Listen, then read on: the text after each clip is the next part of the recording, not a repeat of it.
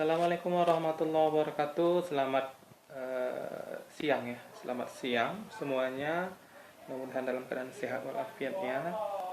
Nah, kesempatan kali ini kita akan masuk ke materi lanjutan dari minggu lalu tentang elastisitas bahan, dan kali ini kita masuk ke hukum Hooke. Ya, hukum Hooke. Nah, jadi apa itu hukum Hooke? Ya, kita bahas. Jika sebuah pegas diberi gangguan sehingga pegas merenggang, berarti pegasnya ditarik. Ya, tahu pegas kan? Per ayunan. Nah, atau merapat, berarti diberi tekanan pegasnya. Ya. Nah nih, ulangi. Jika sebuah pegas diberi gangguan sehingga pegas meregang, berarti dia diberi tarikan. Atau pegas itu merapat, berarti dia diberi tekanan. Pada pegas bekerja gaya pemulih yang arahnya selalu menuju titik asal. Jadi maksudnya pemulih itu kembali ke posisi awalnya. Setelah dia ditekan, dilepaskan tekanannya, maka dia akan kembali ke posisi semula. Setelah dia ditarik, kemudian dilepaskan tarikannya, maka dia kembali ke posisi semula. Itulah pegas yang memiliki gaya pemulih. Nah, jadi besar gaya pemulih pada pegas itu sebanding dengan gangguan, ya, gangguan atau simpangan yang diberikan pada pegas. Jadi besar gaya pemulihnya itu berbanding sama atau sebanding dengan gangguan atau simpangan yang diberikan pada pegas. Jadi pernyataan tersebut bahwa ini yang katanya tadi sebanding dengan simpangan gaya yang diberikan, maka itu disebut dengan hukum Hooke. Nah, rumus daripada hukum Hooke itu adalah F, ya. F sama dengan K dikali delta L, atau ini bisa juga kita sebutkan K dikali delta X. L itu bisa panjang atau jarak, ya. Nah, di mana K inilah konstanta pegas yang satuannya Newton per meter. Kemudian delta L itu adalah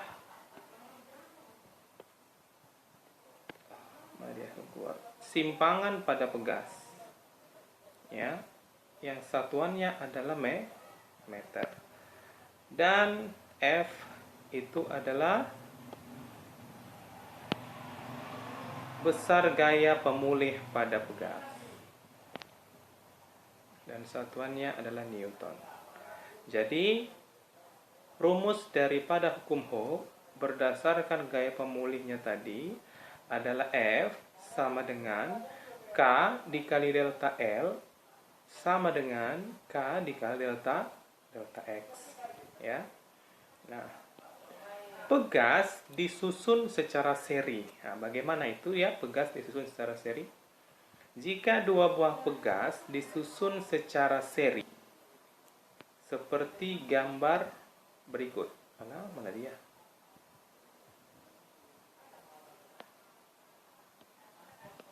Maaf ya, saya kembalikan dulu.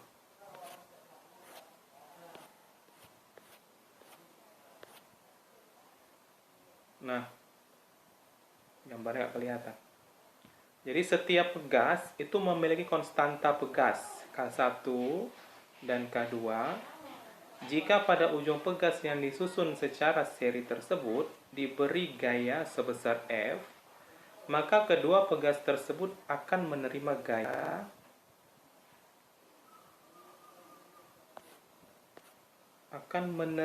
gaya yang sama, yaitu F.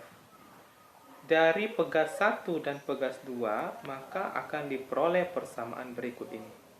F sama dengan K1 dikali delta X1 sama dengan K2 dikali delta X2. Karena gayanya tadi sama. Kalau dia seri, maka pertambahan panjang pegas total atau delta X itu sama dengan delta X1 ditambah delta X2. Jadi persamaan pegas yang disusun secara seri yaitu F per Ks sama dengan delta X1 ditambah delta X2. Atau F per Ks sama dengan F per K1 ditambah F per K2. Nah, kalau dia disusun secara seri, maka nilainya 1 per Ks itu sama dengan 1 per K1 ditambah 1 per K2. Di mana Ks itu adalah K1 dikali K2 per K1 ditambah K2. Di mana Ks itu adalah konstanta pegas seri. Yang satuannya adalah Newton per meter. Nah, kita masuk langsung aja ke contoh soal ya. 3 buah pegas disusun secara seri. Setiap pegas memiliki konstanta pegas sebesar 1200 Newton per meter, 600 Newton per dan 400 Newton per meter. Ketiga pegas tersebut diberi gaya sebesar 40 Newton. Maka berapakah K total pegas tersebut? Ya, yang ditanya adalah K totalnya. Maka kita cari, mari. Tadi konstanta pegas yang pertama nilainya 1200 Newton per meter. Konstanta pegas yang kedua 600 Newton per meter dan yang ketiga 400 Newton per meter. Kemudian yang ditanya adalah konstanta pegas totalnya berapa? Kan begitu. Maka cara mencarinya jika dia disusun secara seri, 1 per K totalnya sama dengan 1 per K1 ditambah 1 per K2 ditambah 1 per K3. Maka 1 per 1200 ditambah 1 per 600 ditambah 1 per 400, maka dihasilkan 6 per 1200. Di mana K totalnya itu kan 1 per K total ya, maka kalau mau mencari K total kita balik. 1200 dibagi 6 sama dengan 200 Newton per meter. Maka K total dari pernyataan di atas itu adalah 200 Newton per meter.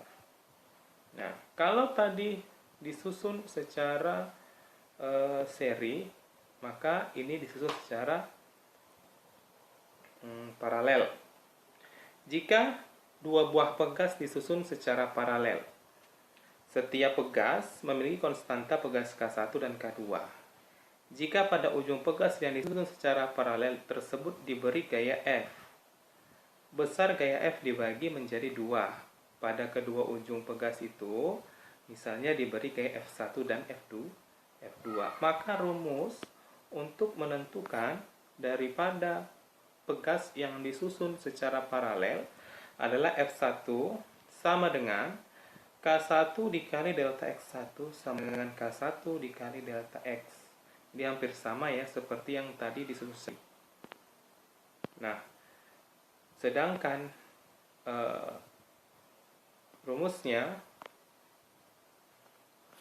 yaitu F sama dengan F1 ditambah F2 atau KP yang paralel dikali delta X sama dengan K1 dikali delta X ditambah K1 ditambah delta X, di mana F-nya itu adalah gaya pegas dan X-nya itu jarak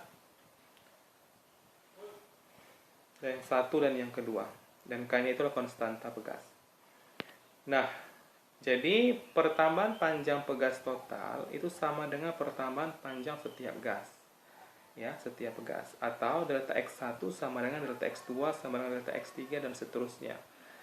Jadi didapatlah konstanta pegas secara paralel adalah Kp sama dengan K1 ditambah K2. Kalau tadi ya seri, 1 per Ks sama dengan 1 per K1 ditambah 1 per K2 dan seterusnya. Ya, itu perbedaan antara seri dan juga paralel. karena kita masuk ke contoh soal. Dua buah pegas disusun secara paralel.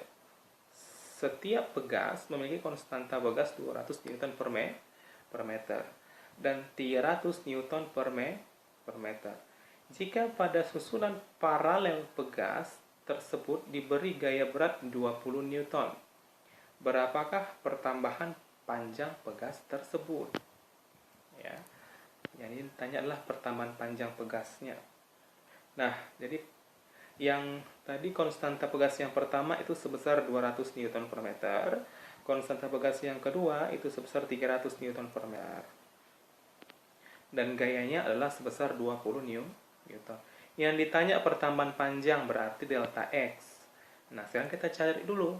F sama dengan K total dikali delta X. Yang dicari adalah pertama sekali adalah K totalnya dulu nanti. Kan kita jumlahkan saja ya. Jadi kita rubah rumusnya, jadi delta X sama dengan F dibagi dengan K total. Nah, K totalnya kita cari dulu. Karena tadi dia ada dua konstanta, maka kita jumlahkan. K total sama dengan K1 ditambah K2 sama dengan 200 tambah 300. Jadi jumlahnya sama dengan 500 Newton per meter. Maka kita bagikan. Dimana tadi didapatlah F-nya kan 20 Newton, maka 20 dibagi 500, didapatlah 0,04 meter atau sama dengan 4 cm. Berarti panjang pegas setelah diberi gaya dengan konstanta yang pertama 200 dan konstanta yang kedua 300, maka perubahan dari panjang pegas tersebut sebesar 4 cm.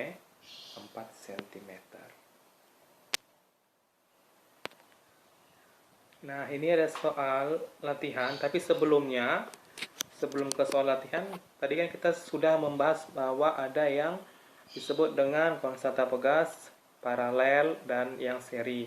Tadi kan kurang ada gambarnya ya. Tunggu. Nah, jadi bagaimana bentuk yang tadi seri dan bagaimana bentuk yang tadi paralel? Ini seri, ini paralel. Kalau dia seri, maka gambarnya seperti ini.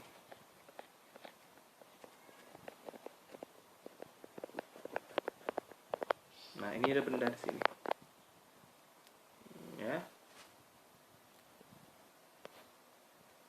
Sementara kalau dia paralel,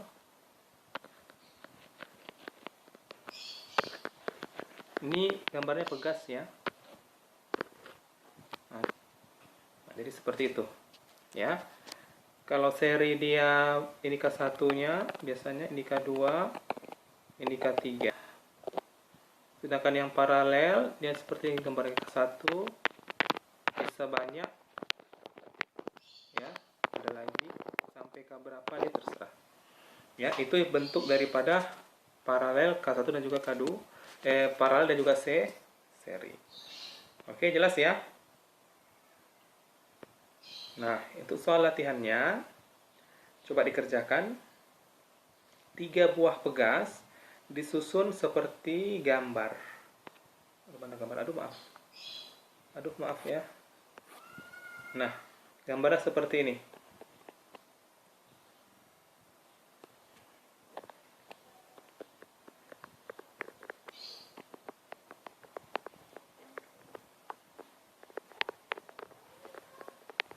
Ini K1, ini K2, ini K3. Jadi 3 buah pegas disusun seperti gambar ini, ya.